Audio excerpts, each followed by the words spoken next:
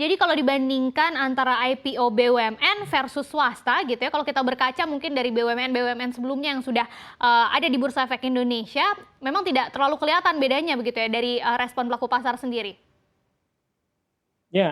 Saya rasa tergantung tergantung dari, industrinya, tergantung temanya Hmm, yang akan dibawa itu apa gitu. Jadi, everything is all about narasi sih itu, naratifnya apa oke. gitu. Jadi kalau misalnya naratifnya dibungkusnya bagus, let's say mungkin dari antara yang menarik mungkin, eee, mungkin yang menarik adalah anak usahanya, Mind ID kali ya, Oke. punya anak usaha yang berfokus kepada, untuk sarana pendukung, baterai listrik, sentra baterai listrik di, tingkat ASEAN. Jadi, kalau narasinya temanya pas, saya rasa itu terlepas dari BUMN or not itu akan menarik gitu. Itu yang pertama. Yang kedua again tergantung timing gitu, Mbak. Iya, ini kan sudah ada 14 ya yang di-mention bahwa akan berencana melantai di Bursa Efek Indonesia atau IPO. Tadi salah satu Right. yang disebut menarik adalah anak usahanya Mind ID. Tapi dari beberapa jenis sektor atau klaster gitu ya, ada industri mineral batu bara, jasa telekomunikasi dan media, kemudian industri kesehatan, jasa keuangan, industri pangan dan pupuk, atau juga energi, minyak dan gas, kira-kira yang berpotensi meraup dana cukup besar gitu ya, artinya ramai IPO-nya ini klaster yang mana?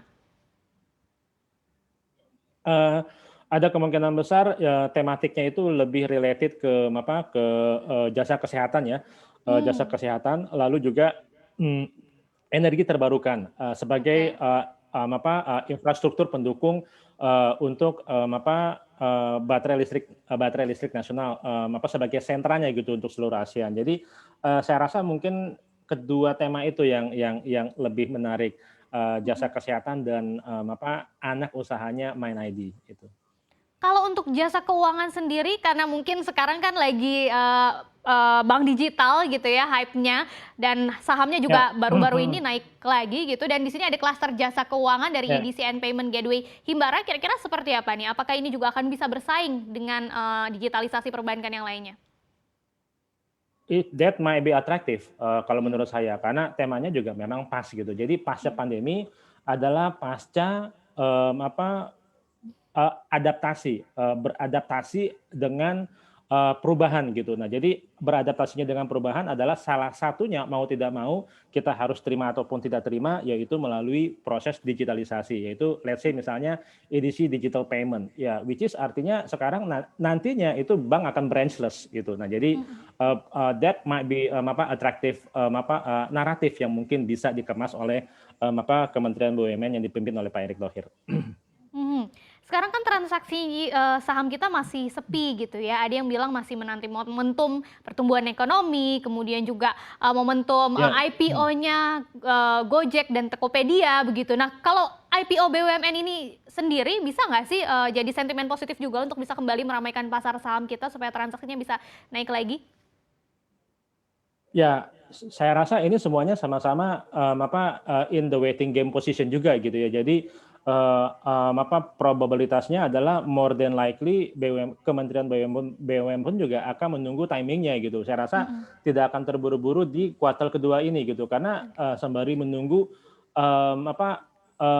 akumulasi sentimen positif. Karena saat ini sentimennya tidak ada yang positif sama sekali.